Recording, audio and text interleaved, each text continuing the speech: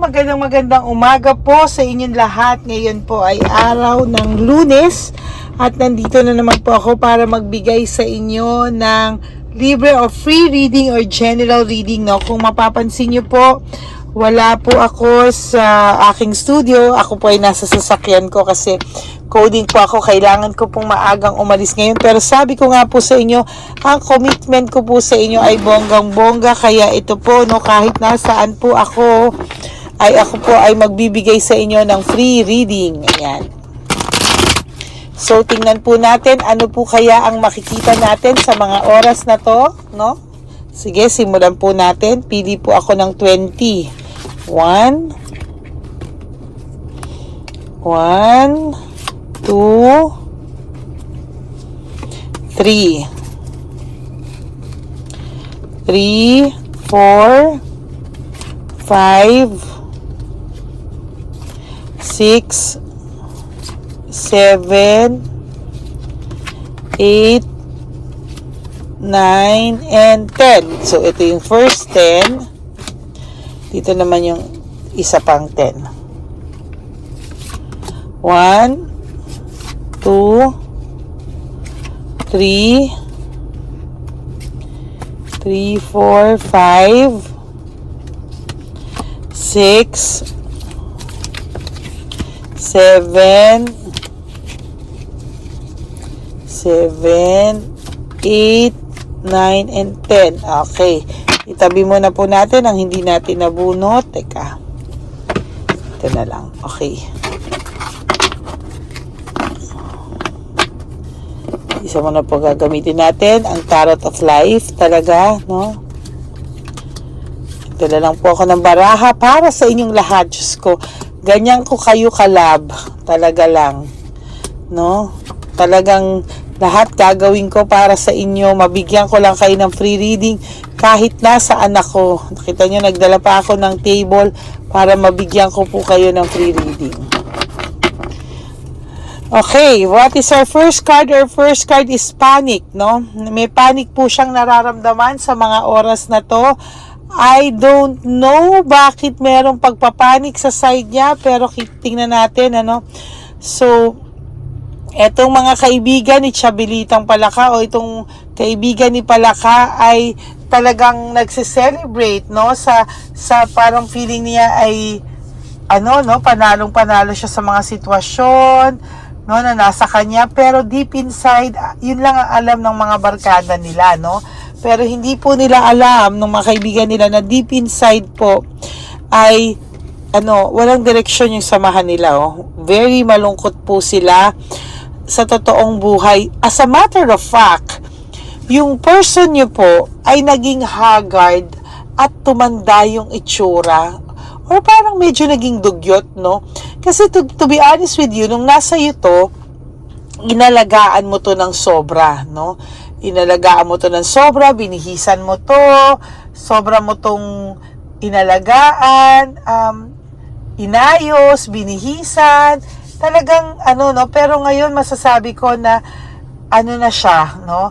Ang layo na po nito sa dati nung kayo pa, no? So ngayon na wala ka sa kanya, naging haggard to, naging haggard to, tumanda itsura nito. Medyo napabayaan niya yung sarili niya, no? Nagkaroon siya ng sudden awareness na ano ba tong buhay na pinili ko, no? Yung buhay na wala ka po kasi, to be honest with you, napakagulo po ng buhay nito ngayon, no?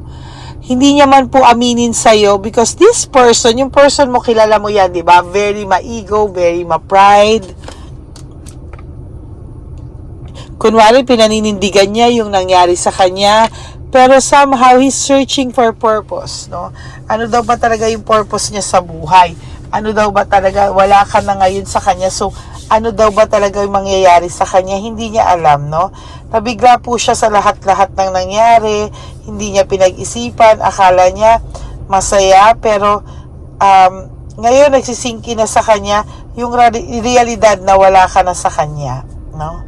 Somehow, pinaninindigan na lang niya kung ano yung para sa kanya na iniisip na lang niya na wala na, naging decision ko na to panindigan ko na lang, no? And somehow, yung right word ko, nag-iisip ako ng right word no?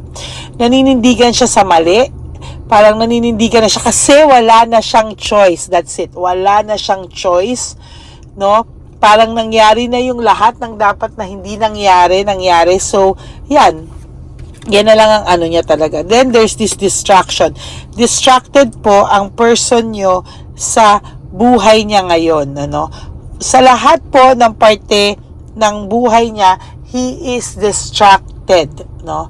Very much distracted po siya, and there's also a lack of resources and lack of rewards, meaning ang hirap po, no, ang bigat po ng pasok sa kanya ng blessings, no, yung ginawa niya po sa iyo, somehow naiisip niya kung nakakarma daw ba siya, no? Iniisip niya talaga if sa nangyayari ba o nangyari sa inyo, ito ba ay karma sa kanya kaya nagiging ganito yung pakiramdam niya, no? Nakakarma daw ba siya? Which is yes, medyo may pagkakarma siya. Hindi lang actually medyo, kasi ayan, no, talagang wala na siya halos mapagtiwalaan, no? Feeling niya lahat kontra sa kanya. Feeling niya lahat ay against sa kanya or may balik sa kanya. Even the tadhana po, no? Feeling niya po ay mailap po sa kanya.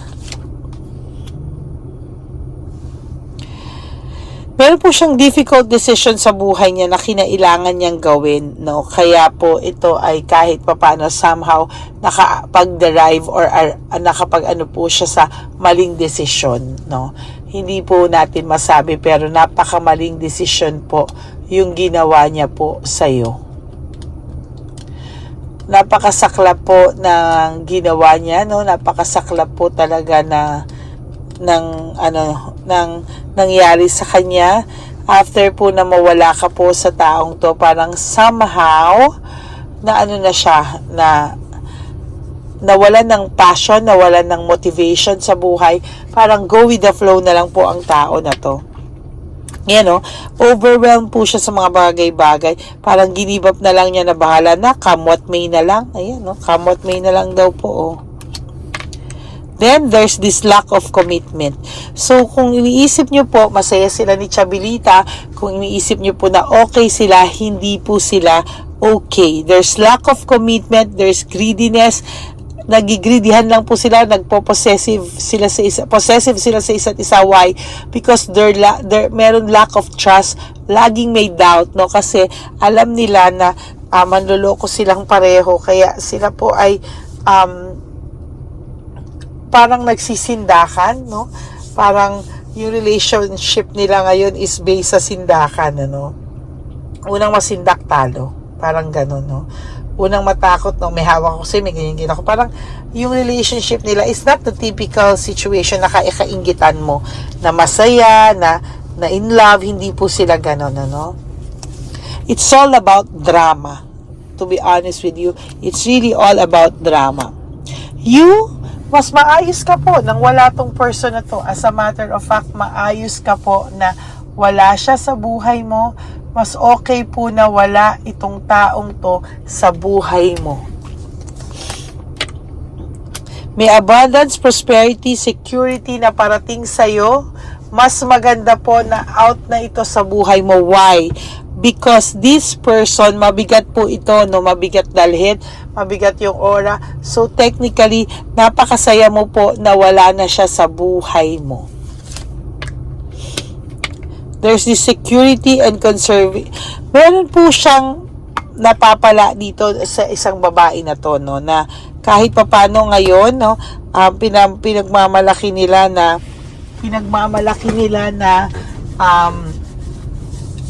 masaya sila, na ganyan. Pero sa totoo lang, they have, wala po silang pera. Lack of resources po sila. To be honest with you, no? Gusto lang po nitong palakang to na mamatay ka sa inggit sa kanila, pero wala ka pong dapat ikapatay ng inggit. Okay? Yung relationship nila is not like your relationship na merong kahit papano, merong kayong love, in love kayo, masaya kayo, but sa kanila po hindi, no? Hindi po talaga. there, no? So, wag ka pong maiinggit talaga sa kanila kasi yung relationship nila is not the typical relationship po talaga. This is, iba po ang mahal, iba po ang kailangan, okay? Sa sitwasyon na to, kailangan lang nila ang isa't isa but they are not in love with each other. Hindi po nila mahal ang isa't isa. You have to move on and you have to let go of this person, no? Wag mo na po itong sige, umiyak ka para sa sarili mo, no? Para sa sarili mo, para maka-move on ka, maka-let go ka, pero daanin mo po sa proseso, no? There will come a time na magsisink in yan sa person mo, pero ikaw, intindihin mo na lang muna po yung sarili mo, okay? Yung sarili mo lang po ang intindihin mo. Then, there's this reward. May reward po na nag-aantay para sa'yo. Malaking reward po ito na ibibigay sa iyo ng universe. So, wag ka pong malungkot. You are well loved. You are protected by the divine universe. Mahal ka po ni Lord, ni Papa Jesus. Kaya nilayo ka po niya, no? May lesson po ito para sa iyo. May lesson po ito para sa kanya. And eventually, malalaman niyo po kung ano yung reason behind that. Ayan, no? Dalawa, reward. Sabi sa inyo, may rewards kayo. Ayan, no? Dalawa po yung rewards, so, para sa iyo. So, wag ka pong malulungkot, no? Talagang, ayan po yung sinasabi ko sa inyo, no? Wag kang malulungkot. May rewards na parating sa iyo. Their relationship is a selfish relationship, full of jealousy, full of insecurity, no? Kaya nga sabi sa'yo, nagre-reflect no? Dati may pagka-blooming, gwapong-gwapo ka o gandang-ganda ka sa karelasyon mo. Ngayon, talagang mukha siyang haggard, mukha siyang haggard, tumanda, tsaka mukha siyang dugyot ngayon. To tell you honestly, kahit mag-ayos to, mukha pa rin siyang dugyot. Emotionally immature ang relationship nila, immature sila pareho, insecure, and they will disappoint each other, oh. Ayan, madidisappoint lang po nila ang isa't isa. And for your last card, you have a clear mind. May bago ka ng perspectiveness sa buhay. So you have to stick with that even though sometimes it will hurt you a lot. Iiyak mo lang po, okay? Iiyak mo lang po. Huwag ka pong malulungkot. Kahit na, or kung nalungkot ka, ramdamin mo lang, no? Ramdamin mo yung kalungkutan. Proseso po yan, no? Proseso yan, so you have to pagdaanan. Kailangan mong pagdaanan yan. So, wag ka pong malungkot. Everything is under control for you. You will be fine. Okay? You will be fine. No? Believe me, time heals all wounds. You will be fine. No? Kaya, kapit ka lang po. Wag ka pong bibitaw. Kapit bisig lang tayo sa pagbibigay sa inyo ng good vibes. No? There will come a time that this person will realize your worth, and sana pag dumating yun, wala ka na at hindi ka na po marupok. Okay? Yun lang po, no? May God bless you everyone. Thank you so much for watching. Alam nyo po, ang commitment ko sa inyo ay bonggang-bongga. So, kahit nasan po ako, I will make sure to give you the free reading and general reading. I will make sure hindi ko po kayo makakalimutan. Okay? I love you from the bottom of my heart. Thank you very much po. Please do not skip ads. And for all of you who wants to have a private reading with me, you can message me at Ladyly Elena. That's Ladyly Elena. Hindi ko man po kayo masagot agad-agad, but I promise to answer you within the day. That's my only FB account, the official and legit FB account ng Ladyly Elena. Mag-ingat po kayo sa scam, okay? Mag-ingat po kayo sa scam. Wag na wag po kayong papatol sa iba, no? At mag-ingat po, no? Mag-isip pa rin po tayo, okay? At ano pa ba? To all my Lady Elena friends, family, and subscribers, I love you all from the bottom of my heart.